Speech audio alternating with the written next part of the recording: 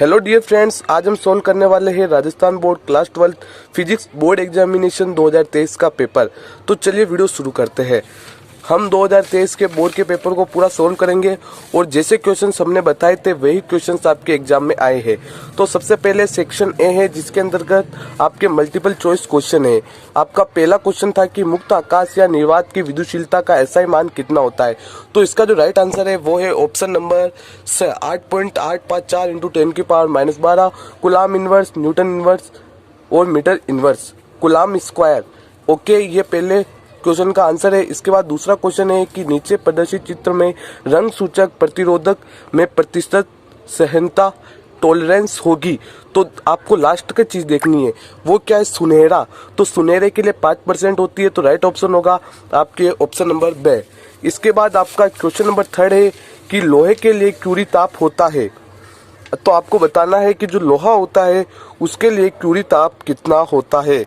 तो इसका जो राइट आंसर बनेगा वो बनेगा आपके ऑप्शन नंबर ए, 1043 केल्विन है वो लोहे का क्यूरी ताप होता है। इसके बाद क्वेश्चन नंबर 4 है कि प्रत्यावर्ती धारा I बराबर 200 sin 60 πt प्लस π/6 में विद्युत धारा की आवृत्ति होगी। तो देखो ये कैसी समीकरण है, I बराबर I0 sin ओमेगा टी। तो ओमेगा की वैल्यू है 60 पाई और हमें आवृत्ति निकालनी है, तो 2 पाई से डिवाइड करेंगे तो हमारे पास कितना आंसर आएगा? 30। तो राइट आंसर है आपके ऑप्शन नंबर द। फिर क्वेश्चन नंबर 5 है कि एफएम प्रसारण के लिए संचार आवृत्ति बैंड प्रास कितना है। तो वो है ऑप्शन नंबर से 88 से 108 मेगाहर्ट्ज। फिर छठा क्वेश्चन है कि उत्तल लेंस की फोकस दूरी क्या होगी जिसकी क्षमता +2.5 d है। तो आपको लेंस की क्षमता दे दी, आपको क्या करना है? फोकस दूरी ज्ञात करनी है। तो आप एक फॉर्मूला जानते हैं, P बराबर होता है 100/f सेंटीमीटर में। तो P की वैल्यू अपने को कितनी मिल गई है? 2.5 बराबर 100 और f सेंटीमीटर में। तो हमें f चाहिए, तो हम कैसे निकालेंगे? 100 में क्या करेंगे? 2.5 का भाग देंगे, ये 0 गया ऊपर, तो कितना आंसर आएगा आपके पास? 40 सेंटीमीटर। राइट आंसर है आपके ऑप्शन नंबर द। इसके बाद क्वेश्चन नंबर 7 है कि 2 पाई कलांतर के तुल्य पथांतर होगा। तो वो होगा आपके ऑप्शन नंबर ब 2 लैम्बडा। इसके बाद आपका अगला क्वेश्चन है कि 100 वोल्ट विभवांतर से त्वरित इलेक्ट्रॉन से संबद्ध दे ब्रोगली तरंगदैर्ध्य है। तो इसका राइट आंसर है ऑप्शन नंबर से 0.1227 नैनोमीटर। फिर जो क्वेश्चन नंबर 9 है उसमें चित्र में दर्शाए तक परिपथ की निर्गम वाई होगी। तो इस लॉजिक गेट को सोल्व करने के बाद ये जो लॉजिक गेट है वो और गेट की भांति कार्य कर रहा है। तो राइट आंसर है आपके ऑप्शन नंबर ए, y बराबर a+b। इस तरह से आपके सारे एमसीक्यू थे। इसके बाद फिल इन द ब्लैंक्स वाले क्वेश्चन है जिसके अंदर पहला क्वेश्चन है एक समान आवेशित पतले गोलीय खोल के कारण उसके भीतर स्थित सभी बिंदुओं पर विद्युत क्षेत्र कितना होता है। तो राइट आंसर लिखना है आपको 0। दूसरा है अर्धचालकों की प्रतिरोधकता ताप में वृद्धि होने पर घटती है, तो आपको घटती लिख देना है। फिर है दो समान दिशा में प्रवाहित होने वाली विद्युत धाराओं के चालकों के बीच आकर्षण का बल होगा। तो यहाँ पर आपको क्या लिखना है? आकर्षण। इसके बाद अगला क्वेश्चन है कि प्राथमिक इंद्रधनुष में प्रकाश का डैश डैश डैश बार अपवर्तन एवं डैश डैश डैश बार आंतरिक परावर्तन होता है। तो आपको लिखना है कि 2 बार अपवर्तन होगा और 1 बार आंतरिक परावर्तन होता है। क्वेश्चन नंबर 3 है जिसके अंतर्गत आपको very short answer type question दे रखे थे। पहला क्वेश्चन है एकल धनावेश के कारण विद्युत क्षेत्र रेखाओं को दर्शाइए। तो एकल धनावेश के कारण विद्युत क्षेत्र रेखाएं किस तरह से बनेगी? ये अपने पास एकल धनावेश है और जो विद्युत क्षेत्र रेखाएं है वो दूर जाएगी, तो इस तरह से आपको बनाना था। इसके बाद वैद्युत द्विध्रुव के कारण इसके अक्ष पर स्थित बिंदु पर विद्युत क्षेत्र का मान लिखिए। तो विद्युत क्षेत्र का मान E बराबर हो जाएगा 2kp/r³। इस तरह से आपको करना था। इसके बाद आपके आगे के क्वेश्चन देखिए क्या है। स्थायी चुंबक बनाने के लिए पदार्थ की 2 विशेषताएं लिखिए। तो स्थायी चुंबक बनाने के लिए जो धारणशीलता होती है वो उच्च होनी चाहिए, निग्राहिता उच्च होनी चाहिए। चौथा क्वेश्चन है निम्न में से 2 अनुचुंबकीय पदार्थ छांटिए। तो बिस्मिथ और तांबा आपके प्रतिचुंबकीय पदार्थ है। इसके अलावा सोडियम, एल्यूमिनियम और सीसा है वो आपके अनुचुंबकीय पदार्थ है। क्वेश्चन नंबर 5 है कि निर्वात नलिका मैग्नेट्रॉन द्वारा उत्पन्न विद्युत चुंबकीय तरंग का नाम लिखिए। तो वो है आपके सूक्ष्म तरंग माइक्रोवेव्स। छठवां क्वेश्चन है कि एक अवतल दर्पण की वक्रता त्रिज्या दे रखी है, इसकी फोकस दूरी आपको निकालनी है। तो आपको कुछ नहीं करना है, 2 से डिवाइड करना है। तो आपके पास कितना आंसर आएगा, -14 सेंटीमीटर, क्योंकि अवतल दर्पण की जो वक्रता त्रिज्या होगी वो माइनस होगी। फिर अगला क्वेश्चन है फ्रेनेल दूरी, प्रकाश की तरंगदैर्घ्य तथा द्वारक की साइज में संबंध बताने वाला सूत्र लिखिए। तो वो सूत्र होता है ZF बराबर a²/λ। ZF आपके फ्रेनेल दूरी, ए आपके द्वारक की साइज और लैम्ब्डा तरंगदैर्घ्य। अगला क्वेश्चन है पी प्रकार के अर्धचालक में बहुसंख्यक आवेशवाहक कौन होते हैं, होल होते हैं, और अल्पसंख्यक आवेशवाहक होते हैं आपके इलेक्ट्रॉन। इसके बाद आपका अगला क्वेश्चन है कि 2 × 10⁻⁹ कूलाम आवेश के कारण इससे 9 × 10⁻⁴ मीटर दूरी पर स्थित किसी बिंदु पर विद्युत विभव परिकलित कीजिए। तो इसके अंदर आपको एक फॉर्मूला लगाना था, V बराबर KQ/R। मैंने आपको कहा था बिंदु आवेश के कारण विद्युत विभव का फॉर्मूला इंपॉर्टेंट है। तो ये K की वैल्यू कितनी होती है, 9 × 10⁹, और Q कितना दे रखा है, 2 × 10⁻⁹, और डिस्टेंस है अपने पास 9 × 10⁻⁴। तो 9 से ये 9 कैंसिल, 10⁹ से 10⁹ कैंसिल। तो आपके पास क्या आंसर आ जाएगा, 2 × 10⁴ वोल्ट। 3 बिंदु आवेशों के निकाय की विद्युत स्थितिज ऊर्जा का व्यंजक प्राप्त करना है। तो आपको जो व्यंजक मिलेगा वो मिलेगा K Q1 Q2 upon R12 plus Q2 Q3 R23 plus Q1 Q3 बराबर R13। ये आपको फॉर्मूला डिराइव करना था।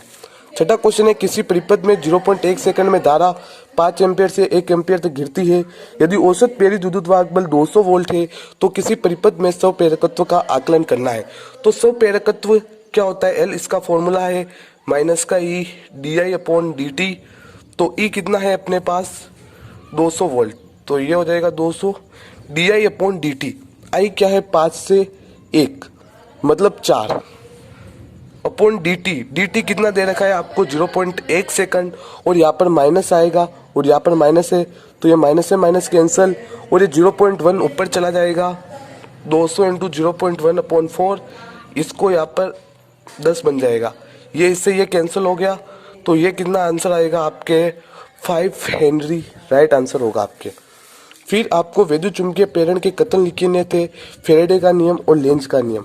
फेराडे के नियम में 2 नियम थे, आप कौन सा भी लिख सकते थे, और लेंज का नियम आपको इसके अंदर लिखना था। आई होप आपको ये आता होगा। शक्ति गुणांक का मान निम्नलिखित परिपथों के लिए ज्ञात कीजिए। ये काफ़ी ट्रिकी क्वेश्चन था। तो इसमें क्या, शुद्ध धारितीय प्रतिपथ, शुद्ध धारितीय प्रतिपथ लगा होता है, तब आपको ध्यान रखना है फाई कितना होता है, π/2। तो शक्ति गुणांक cos फाई कितना हो जाएगा, cos π/2, और cos 90 की वैल्यू कितनी होती है, 0। और श्रेणी LCR अनुनादी परिपथ में फाई कितना होता है, 0। तो आपके cos फाई यानी कि cos 0 डिग्री कितने हो जाएगा, 1। फिर नवा है, ट्रांसफार्मर में होने वाली किन्हीं 3 ऊर्जा सही हानि का उल्लेख कीजिए, इन्हें कैसे कम किया जा सकता है समझाइए। तो 3 ऊर्जा हानि थी, आपको समझानी थी। पहला लिख सकते हैं आप भंवर धाराएं, दूसरा लिख सकते हैं शैथिल्य, और तीसरा आप लिख सकते हैं फ्लक्स सरण। इसके बाद आगे के जो क्वेश्चन थे वो इस तरीके से थे कि आपको प्रकाश विद्युत प्रभाव की घटना में निम्न को परिभाषित करना था। कार्यफलन क्या होता है, निरोधी विभव क्या होता है। कार्यफलन क्या होता है, वे न्यूनतम ऊर्जा होती है जो धातु की सतह से इलेक्ट्रॉन को बाहर निकालने के लिए आवश्यक होती है। और निरोधी विभव क्या होता है, कैथोड के सापेक्ष एनोड को दिया गया वे ऋणात्मक विभव होता है जिस पर प्रकाश विद्युत धारा का मान 0 होता है। क्वेश्चन नंबर 11 देखिए, यदि सीजियम धातु का कार्यफलन इतना है तो इसकी डेली आवृत्ति आपको हर्ट्ज में ज्ञात करनी है। तो आपको एक फॉर्मूला पता होगा, H/ν बराबर φ0। अपने को डेली आवृत्ति यानी कि ν0 निकालना है, तो φ0/H।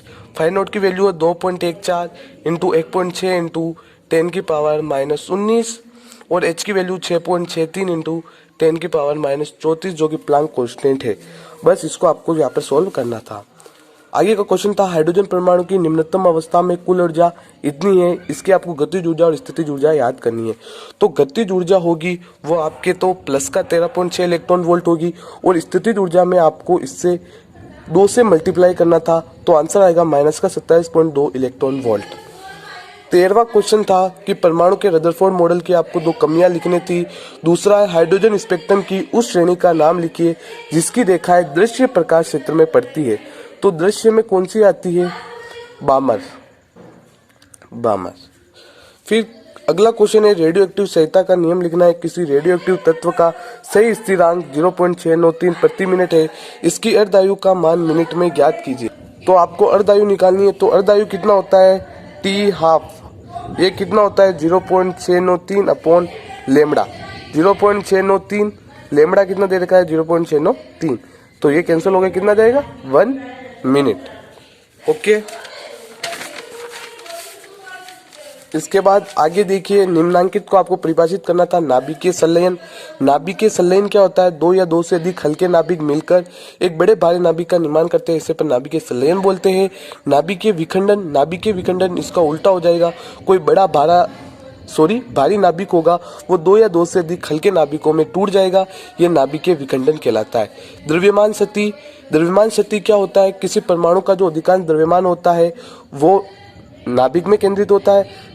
तो नाभिक का द्रव्यमान कैसा होना चाहिए, प्रोटॉन और न्यूट्रॉन के योग के बराबर होना चाहिए, जबकि नाभिक का द्रव्यमान प्रोटॉन और न्यूट्रॉन के कुल द्रव्यमान से कम होता है। तो द्रव्यमान का जो ये अंतर होता है वह द्रव्यमान शक्ति कहलाता है। फिर आगे का क्वेश्चन है कि व्हीटस्टोन सेतु का नामांकित परिपथ चित्र बनाकर सेतु में शून्य विक्षेप के लिए प्रतिबंध की व्युत्पत्ति करनी थी। P/Q बराबर R/S ये आपको निकालना था और आपको व्हीटस्टोन सेतु का डायग्राम बनाना था। अगला क्वेश्चन था एम्पीयर का परिपत्तीय नियम से एक अत्यधिक लंबी धारावाही परिनालिका के अक्ष पर आपको चुंबकीय क्षेत्र का व्यंजक प्राप्त करना था और आवश्यक चित्र बनाना था। तो वो कितना होगा, B बराबर μ0 Ni, ये व्यंजक आपको प्राप्त करना था। 18वां क्वेश्चन था व्यतिकरण फ्रिंज प्रतिरूप उत्पन्न करने के लिए यंग द्विस्लिट प्रयोग का आवश्यक चित्र बनाना था। प्रदीप्त फ्रिंजों के लिए फ्रिंज चौड़ाई का व्यंजक व्युत्पन्न करना था। वो होगा बीटा बराबर lambda D upon small d, ये आपको डिराइव करना था। इसके बाद आपके सेक्शन डी में था UVF में संबंध, कक्षा 10 में भी आपने पढ़ा होगा। आपको दर्पण समीकरण व्युत्पन्न करनी थी, आपको डिराइव करना था मिरर इक्वेशन 1/f बराबर 1/v प्लस 1/u। अथवा में था आपके प्रिज्म वाला क्वेश्चन, मैंने कहा था कि ये क्वेश्चन फिक्स है, 100% आएगा, देखो आ गया। फिर 20वां क्वेश्चन था दिष्टकरण, किसे कहते हैं, पूर्ण तरंग दिष्टकारी का परिपथ चित्र बनाते हुए इसकी कार्यविधि को समझाना था। निवेशी, प्रत्यावर्ती तथा निर्गम वोर्ता के तरंग प्रतिरूप को आपको प्रदर्शित करना था। अथवा में था कि नेज अर्धचालक किसे कहते हैं, पीएन संधि के निर्माण की प्रक्रिया को आवश्यक चित्र बनाकर समझाना था। निम्नांकित डायोडों का प्रतीक बनाना था, जेनर डायोड और पीएन संधि डायोड। तो इस तरह से क्वेश्चन था, बहुत सारे क्वेश्चन है वो आपके प्रीवियस ईयर के क्वेश्चन से ही आए थे, बहुत सारे क्वेश्चन है जो कि 19 से बैठे हैं। तो इस तरह से आपका ये कंप्लीट फिजिक्स का पेपर था और ये सोल्व हो गया है बहुत ही कम समय के अंदर। आई होप आपको ये पेपर समझ में आ गया होगा। ऑब्जेक्टिव क्वेश्चन के आंसर देख लीजिएगा, गलत हो गया तो कोई बात नहीं, और पेपर अच्छा हुआ तो भी कोई बात नहीं, और नहीं हुआ तो भी कोई बात नहीं। तो चलिए मिलते हैं आपसे अगली वीडियो में, तब तक के लिए बाय बाय, जय हिंद, वंदे मातरम।